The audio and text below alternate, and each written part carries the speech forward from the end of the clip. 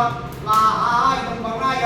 ओम आकुशेन अंतर्दशा वर्तमान विश्वनामर्तमर्तं च हिरण्मयेन सवितार्भ्यं देवयाति भवनानि पश्यन् स्वाहा इदं आदित्याच्च भगवताभ्यः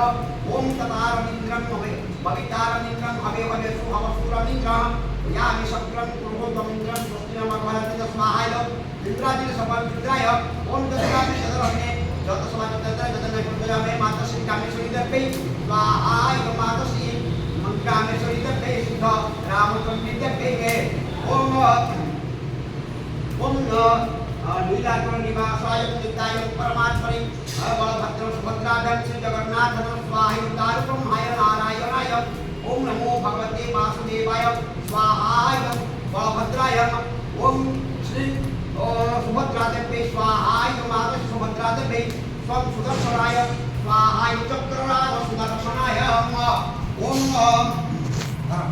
ओम ऐ भैं चामुंडाय विद्ये स्वाहा माता श्री विमलादेवे पवित्र विमलादेवे ओम पुरड़ी था ध्यान करते ठाकुर नारायण ओम कस्तूरी तिलकमलाट पट्टले वक्षस्थले कौस्तुभं नासाग्रे गतमुक्तिकं करतले वेणुकने कंकणं सर्वाङ्गे हरितं नमः सुरक्त कंठे